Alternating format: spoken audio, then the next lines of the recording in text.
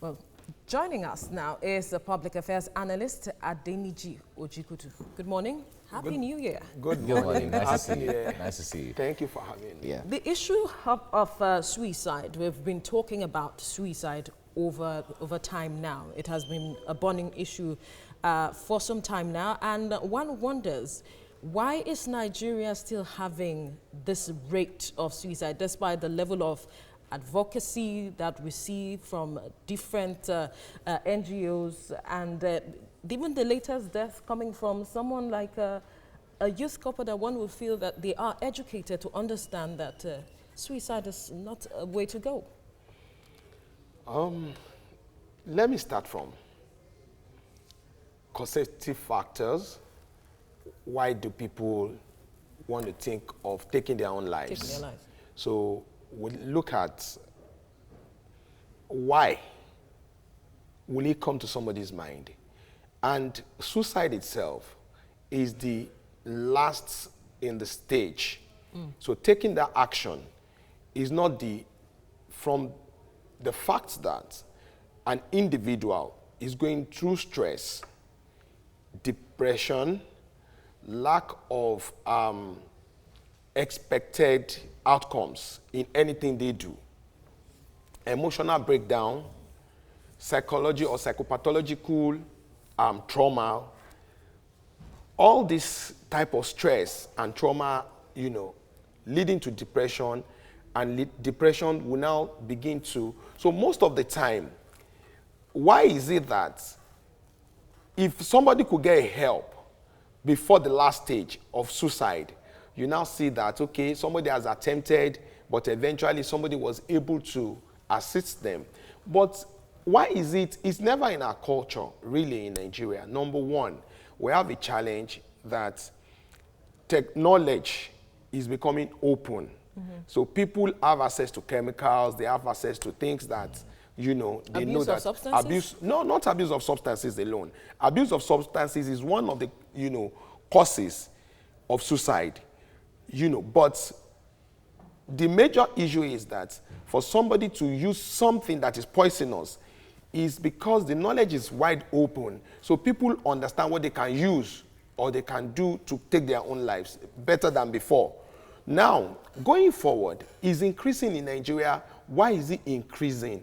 Some people said because of the economic factors. Some said because there is what is called borderline personality disorder.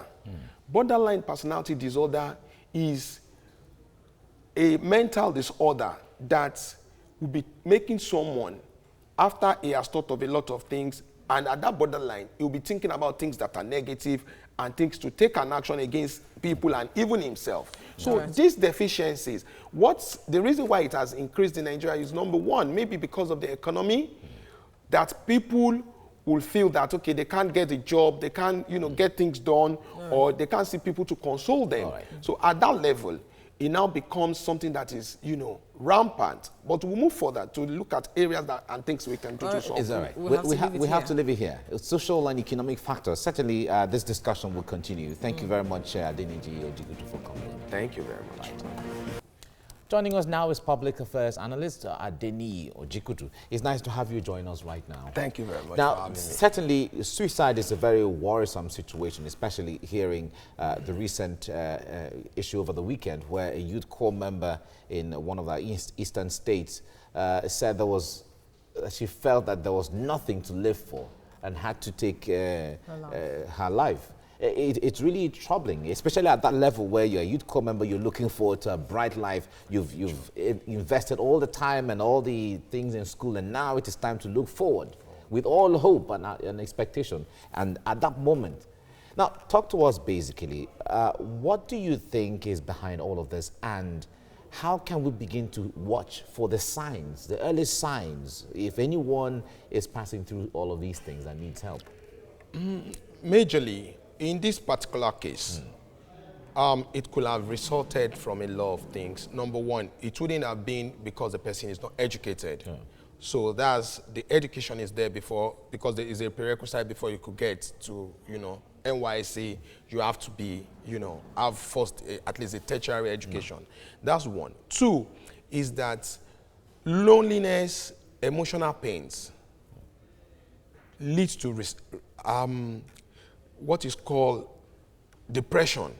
And depression, as we've said, is something that you run into that builds gradually. Emotional pain, depression, loneliness, heartbreaks, and what have you, they are just, primary. But the secondary and the tertiary stage is when the person now concludes that, okay, I'm going to do the... So that's the option to go. It takes a very long step. So, but what are the symptoms that we need to watch out for? When you see someone getting very lonely, isolated, either as a spouse or as a friend or as a family member, you see that the person becomes very lonely. You see that the person always talks about, what if I jump from the 5th floor? What if I have a double-barrel gun? What if I collect the gun from the police and, shoot someone, or they won't say shoot themselves. But the truth is, these are symptoms that you look at, and when somebody becomes to have mood swing, that, somebody will be active, all of a sudden, you just see them withdraw and sit back. But isn't mood swing a regular thing with human beings? Especially most of the time, mood swing comes and it swings back to, being happy. But when people now, someone is happy and the following are, he or she is very down and out of the circulation. Maybe you're having a party and you see somebody, in the office or in any society, and they withdraw and they become very sad. That means there is a psychological, problem with the mindset. So the person might not want to share. So what we need to do, there is a solution that it is called let. And the let is, you listen, you encourage, you talk to the person, and you make sure you keep them safe. So let is what we'll use as a therapy to talk to people like, okay, when you see that somebody is withdrawing or somebody is falling into mood swing or somebody is thinking of let everybody die now. Most of the time when people have an emotional outbreak, in South Korea, what's led to their own case, because they are one of the, highest, maybe 1 to 10, in terms of suicide cases. What, led to that is some people might go to the internet. They are very, very concerned about their beauty, maybe the way you look or your size. So you now see people run people down. So when they run them down psychologically, emotionally, people are heartbroken. Maybe they say you are not beautiful, and one single person can hold 20, 30 accounts and begin to balk people. So all these things you see that we do freely in the society, that somebody begins to talk at someone online and you bring somebody down, they are not good for the health of the affected person. So it affects their emotions, it affects the ego, and people begin to say, okay, and their psychology, and when people begin that, okay, everybody wants to when you expose somebody's maybe private videos or pictures or something, those things, people that do it will think, okay, you're just doing it. But you are actually hurting and running somebody into a depression. And what does depression lead to? Suicide. So anything we do, we should try as much as possible as a people to look out for our own, family members, friends, and associates, and try to encourage. We use this let to solve the problem and encourage others not to. It's a societal prerequisite for all of us. Let's watch out for ourselves so that, we'll have a better society. Okay. Excuse me. The conversation certainly will continue. Absolutely. Yes. Thank you very much for coming. Thank you. Now is public affairs analyst Adeni Ojikutu. Thank you for joining us on TVC Breakfast. Thank you for having me. It is that more than ever before, Nigeria needs a national intervention strategy. What would that be if we were to go in that direction, and how impactful would that be? I'm never an advocate of multiplication of agencies, commissions, and what have you. already the government has ministries in charge of national orientation and information. How effective have they been? No, what they need to do at the federal, state, and local governments is to use the National Orientation Agency down that line, because I think they have offices along all the local government corridors, the states and the local governments in Nigeria.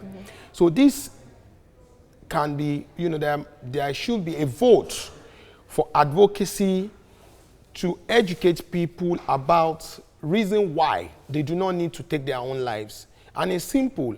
Kudos to our religion organizations, the mosque and the churches.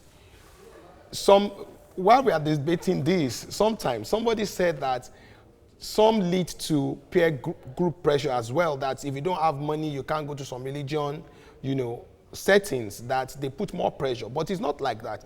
They've actually restored hope. They've marketed hope for people. So they have tried, but they too need to do more. In terms of the government, the National Orientation Agency should be giving a vote majorly for this strategy to let people understand the disadvantages of taking your own lives. And how do we go about this? Everyone should understand that, you know, suicide thoughts comes to mind when there is stress or there is depression or there is, you know, a problem. But would taking the lives solve the problem? The answer is no, it has never been right. So what needed to be done is to use the let's watch out for ourselves. This is what we used to do as Africans, as Nigerians, because everybody is concerned about the child in the community. So now we are losing that value. We are going away from collectivism to individualism. But at the same time, being Africans, being Nigerians, we need to go back to this setting, looking after one another. And how do we do when you see that people are beginning to feel lonely? Another reason is some people begin to feel, maybe when they have challenges, they feel that they are becoming burden on others. It leads to depression. So we should correct all this, and I tell you, we have a suicide-free society. We are happy people. Nigerians are actually happy Nigerians people. used to be the happiest people on earth, but we lost that place from the rankings. Thank you very much for coming on the program. Thank you very much for having me. Right.